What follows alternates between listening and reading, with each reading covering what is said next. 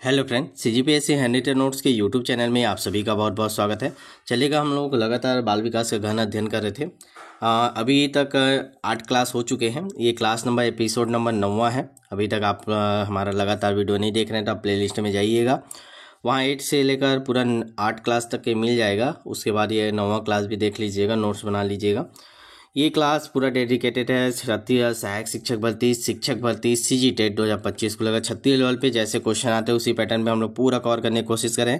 आपको इसके बाहर कुछ भी नया चीज़ ज़्यादा देखने को नहीं मिलेगी। हम लोग की पूरी कोशिश है जैसे छत्तीसगढ़ में लेवल रहता है बाल विकास का, उसी लेवल से कवर करने का। अभी तक हम लोगों ने पढ़ लिया वृद्धि और विकास के बारे में, वृद्धि और विकास में अंतर, वृद्धि और विकास के सिद्धांत, शैक्षिक महत्व, कारण, विकास को प्रभावित करने वाले कारक, विभिन्न आयाम, मानव विकास की अवस्थाएं। सबसे इंपॉर्टेंट है मानव विकास की अवस्थाओं के अंतर्गत हम लोग ने शैशवावस्था कंप्लीट किया, उसकी पूरी विशेषताएं देखी। फिर हम लोग ने बाल्यावस्था को कंप्लीट किया, बाल्यावस्था की विशेषताएं देखी। फिर हम लोग ने किशोरावस्था स्टार्ट किया। इससे पहले जो 8वां नंबर वाली क्लास उसमें हम लोगों ने किशोरावस्था से जितने भी क्वेश्चन बन सकते थे बेसिक जानकारी क्या है उसको कंप्लीट किया। फिर विकास स्टार्ट किए थे। फिर हम लोग ने शारीरिक विकास, सामाजिक विकास पे बात किया। आज उसी के आगे हम लोग आगे बढ़ेंगे। ध्यान रखेंगे ये पूरी क्लास निःशुल्क है। मेरे द्वारा जितनी भी क्लासेस ली जाती है पूरी निःशुल्क, किसी प्रकार कोई फीस हमारे द्वारा नहीं लिया जाता। ठीक है, निःशुल्क आप लोग के लिए मेहनत किया जा रहा है ताकि आप लोग का सिलेक्शन तय हो। और ध्यान रखेंगे अगर आपको प्रैक्टिस करना है, जितने पढ़ा रहे हैं जैसे क्वेश्चन आ सकते हैं आते हैं तो आप इस नंबर पर मैसेज कर दीजिएगा व्हाट्सअप में 75 83 86 44 61। जितने लोग भी व्हाट्सअप में देख रहे हैं, अगर आप शिक्षक भर्ती की तैयारी कर रहे हैं तो जब तक आप प्रैक्टिस नहीं करेंगे नए क्वेश्चनों के साथ प्रतिदिन कंप्लीट, तब तक आपकी तैयारी अधूरी है। पढ़ते पढ़ते ही कीजिए, ये मत सोचिएगा कि अभी पढ़ लेते हैं बाद में टेस्ट सीरीज वो ज्वाइन करेंगे करके, नहीं। साथ में आप ज्वाइन कीजिए, साथ में आप कंप्लीट कीजिए। इसका भी कोई फीस नहीं लेते, एक बार पर नाम मात्र का फीस है, टाइपिंग का खर्च लेते हैं, उसका पूरा अनलिमिटेड चलता है जब तक पेपर नहीं होगा। तो एक बार जल्दी से शेयर कर दीजिए। फिर स्टार्ट करते हैं। हम लोग ने शारीरिक विकास देखा था, फिर आपका सामाजिक विकास देखा था। आज की क्लास में हम लोग देखेंगे मानसिक विकास पे बात करेंगे। साथ ही साथ मैं जितने भी क्वेश्चन बनेंगे उन सबको बताते चलूँगा। पूरा अंतिम तक बने रहिएगा, बीच में छोड़िएगा मत, स्किप मत कीजिएगा। चैनल को सब्सक्राइब करके रखिएगा ताकि जो भी क्लास हो आपको नोटिफिकेशन मिल जाए। 9 बजे ही होती है लेकिन दिन थोड़ा आगे पीछे हो जाता है। टाइम टेबल आपको जारी कर दिया जाता है बैच में, एक आध दिन आगे पीछे होते रहते हैं तो उसको ध्यान नहीं देंगे क्योंकि कंप्लीट हमको करवाना है। चलिए स्टार्ट करें। चलिए किशोरावस्था पे बात करेंगे। मानसिक विकास कैसे वैसा होता है, मस्तिष्क का विकास बच्चे का कैसे होता है। हम लोग बात कर रहे हैं अभी 12 से 18 वर्ष की बात करें। किशोरावस्था मतलब 12 से 18 वर्ष। तो ध्यान रखेंगे किशोरावस्था में बालक बालिकाओं को उचित मार्गदर्शन की अत्यधिक आवश्यकता होती है। अतः शिक्षक और पालकों को इस अवस्था की समस्त जानकारी प्राप्त करनी चाहिए। इसीलिए हम लोग पढ़ रहे हैं, इसीलिए आपके सिलेबस में रखा गया है क्योंकि शिक्षक इस समय इम्पोर्टेंट होता है। बच्चे स्कूल में होते हैं इस समय 12 से 18 वर्ष की आयु में, तो शिक्षकों को इस समय जो उनकी मानसिक स्थिति चलती है उसके बारे में पूरा अवेयर होना चाहिए ताकि वो उसका मार्गदर्शन कर पाए, ताकि वे अपने बच्चों विद्यार्थियों को उचित मार्गदर्शन प्रदान कर सके क्योंकि इस अवस्था में जो मेन मार्गदर्शन की आवश्यकता उनको होती है। आइए इस अवस्था की कुछ विशेषताओं को जानने का प्रयास करते हैं। ध्यान रखेंगे हर पॉइंट इंपॉर्टेंट है, हर पॉइंट से क्वेश्चन बनते हैं। सबसे पहला पॉइंट देखते हैं। किशोरावस्था में किसी व्यक्ति या वस्तु के प्रति ध्यान केंद्रित करने की क्षमता विकसित हो जाती है। वह अमूर्त चिंतन करने में सक्षम हो जाता है। अमूर्त चिंतन में समझ रहे हो, मन ही मन कामना करने लग जाती है कि ऐसा हो जाएगा, यहाँ नौकरी करूँगा, ये करूँगा, ऐसे करूँगा, आगे फ्यूचर में ये करूँगा, इससे ये सारी चीज़ें अमूर्त चिंतन के अंतर्गत आती है जो दिखती तो नहीं बस सोच में चलते रहती है। तो अमूर्त चिंतन करने में सक्षम हो जाता है और किसी वस्तु या किसी व्यक्ति के प्रति ध्यान केंद्रित करने की क्षमता उनमें विकसित हो जाती है। आगे देखेंगे इस अवस्था में कल्पनाशीलता का विकास होता है जिसके कारण उनमें दिवा स्वप्न में वृद्धि हो जाती है। बोलते हैं दिन के में सपने देख रहे हैं बोल के, वही डे ड्रीमिंग। ठीक है, उसको दिवा स्वप्न बोला जाता है। तो ये पूछता है दिवा स्वप्न कब किस अवस्था में सबसे अधिक होता है, तो ये याद रखें किशोरावस्था में। कल्पना का विकास लड़कों की अपेक्षा लड़कियों में ज़्यादा पाया जाता है, इसको भी ध्यान रखेंगे। कल्पना शक्ति किशोरावस्था की बात करें हम लोग। किशोरावस्था में तार्किक शक्ति तीव्र हो जाती है, तर्क के आधार पर ही किसी तथ्य को स्वीकार करता है। किशोरावस्था में आत्मदर्शन की भावना का विकास होता है, तो ये भी इंपॉर्टेंट है। आत्मदर्शन मतलब स्वयं अंदर से अपने आप को समझने लगता है कि मेरे अंदर क्या काबिलियत है, मेरे में क्या क्षमता है, फिर उसी अनुसार वो आगे काम करने लगता है। इसीलिए बोला जाता है कि किस अवस्था में आत्मदर्शन की भावना का विकास होता है। तो क्वेश्चन बनेगा, तो ध्यान रखेंगे किशोरावस्था में आत्मदर्शन की भावना का विकास किस अवस्था में होता है, किशोरावस्था में। ये ऐसे ही क्वेश्चन बनता है। मैं बार बार आपको बोलता हूँ, आप कहीं भी जब पढ़ रहे हैं तो आप क्वेश्चन बनाने की क्षमता रखिए, क्वेश्चन बना के पढ़िए। और यही चीज़ें अगर अभी आपको क्वेश्चन में दे दिया जाएगा तो आपको लगता है कि ये नए क्वेश्चन आते हैं कहीं से भी पढ़ो करके, नहीं, नया नहीं आता। जो आपको पढ़ा रहा है वो उन लोग स्किप कर देते हैं, शॉर्टकट में निपटा देते हैं। मार्केट में जो पुस्तकें उपलब्ध है वो पर्याप्त नहीं है, वो सीटेट लेवल पे बनी हुई हैं। तो ध्यान रखेंगे, अगर छत्तीस की तैयारी कर रहे हैं तो छत्तीस लेवल पे और ध्यान में रख के आप तैयारी कीजिए। हमसे जुड़िए, डेली क्लास भी हो रही है, क्लास भी करवा रहे हैं, साथ में आपको प्रैक्टिस मेन करा रहे हैं, ठीक है। चलेगा। लड़के अपने शरीर को मांसल बनाते हैं, मतलब वही जिम विम जाना चालू कर देते हैं इस समय, और बॉडी बनाने में ज़्यादा फोकस रखते हैं। वह कपड़े, बाल इत्यादि के माध्यम से अपने को सुंदर प्रतीत करवाना चाहते हैं। लड़कियां साज सज्जे के माध्यम से अपने को सुंदर दिखाती हैं, ठीक है। किशोरावस्था में लड़के और लड़कियों की रुचियों में अंतर पाया जाता है। इन दोनों की रुचियों में अंतर रहता है, जैसे गाना सुनना, घूमना, सिनेमा देखना, स्वतंत्र रूप से पढ़ने में रुचि, खेल में रुचि, ये सारी चीज़ें उनमें दिखाई देती है। अलग अलग लड़कों में अलग अलग रुचियाँ रहती है, लड़कों में अलग अलग रुचियाँ दिखाई देने लगती है। इस अवस्था में किशोर अपने भविष्य के प्रति चिंतित रहते हैं। तो वो हमेशा भविष्य के बारे में सोचते हैं कि आगे मुझे क्या करना है, कैसे करना है, क्या पढ़ना है, कैसे करना है। बहुत सारे क्वेश्चन रहते हैं भविष्य को लेकर जो इस समय किशोरावस्था में चलते हैं। इसीलिए शिक्षक को अवेयर रहना चाहिए, उनके जितने भी क्वेश्चन हैं उनका जवाब देना चाहिए, उनको मार्गदर्शन देना चाहिए। वे अपने भविष्य को अपनी रुचि के अनुसार रोजगारपरक बनाने, वो अपनी जिम्मेदारियों कर्तव्यों का निर्वहन करने के प्रति तत्पर होते हैं। लड़के इंजीनियर, डॉक्टर, प्रशासनिक सेवा, पैतृक व्यवसाय इत्यादि एवं लड़कियां शिक्षिका, डॉक्टर, नर्स आदि बनने में रुचि लेते हैं। ये सामान्य रुचियां हैं।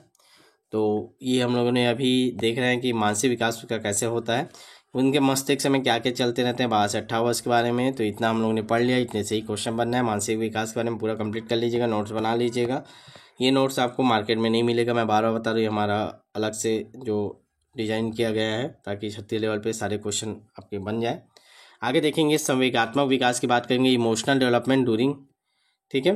तो किशोरावस्था में किशोरों में प्रेम, सहानुभूति, चिंता, तनाव, दया, गुस्सा इत्यादि संवेग पाया जाता है। मेन हम लोग संवेग मतलब जानते हो आप क्या, जैसे रोना, हंसना, ये सारे जो अंदर से भाव आते हैं उसी को बोला जाता है संवेगात्मक विकास।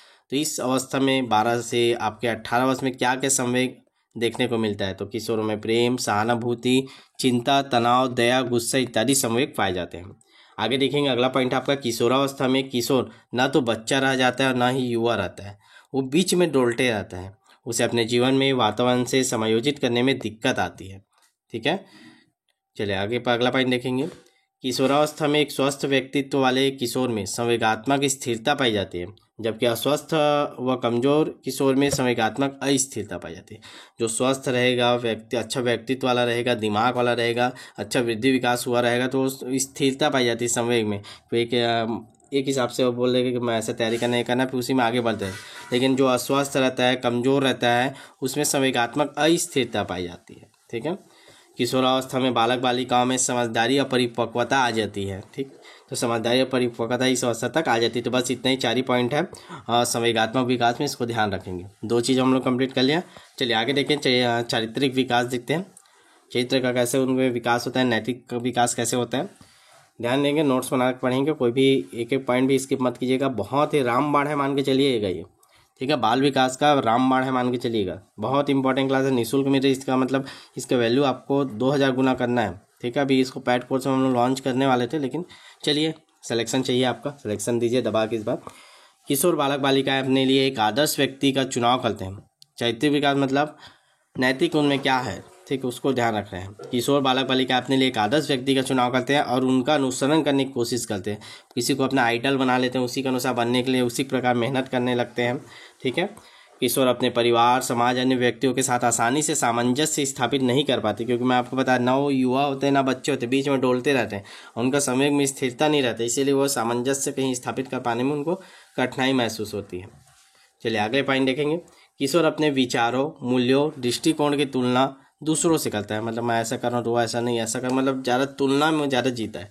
अर्थात पैक एवं हैविंग हस्ट के अनुसार प्रौढ़ावस्था में प्रवेश करने के समय तक किशोर स्थायी नैतिक सिद्धांतों का निर्माण कर लेता है, जिसके आधार पर वह अपने स्वयं के कार्यों का मूल्यांकन और निर्देशन करने लगता है। तो इसको ध्यान रखेंगे कथन वाले क्वेश्चन को।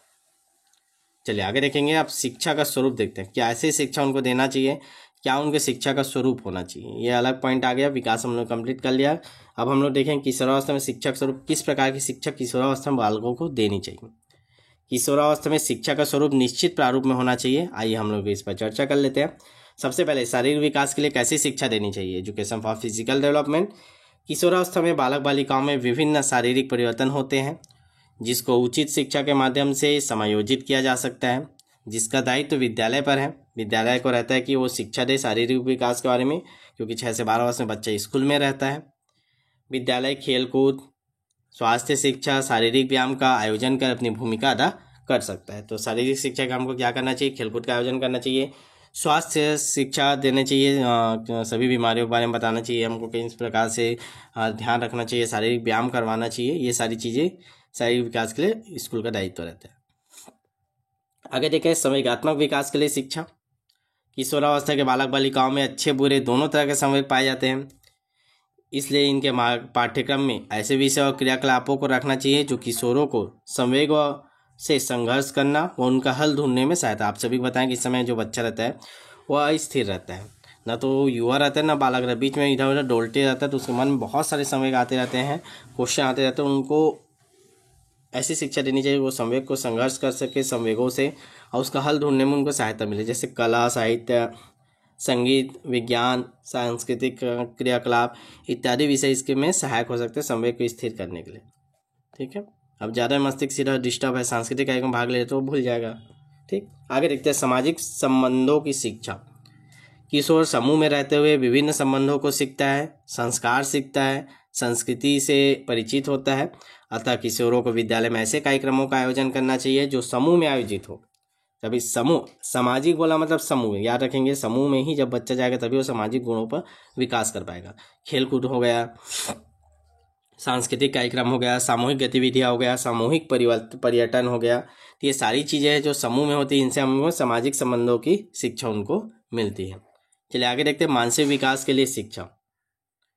किशोरावस्था में किशोरों के मानसिक विकास के लिए उनकी रुचियों, योग्यताओं, दृष्टिकोणों के अनुरूप शिक्षा का होना आवश्यक है।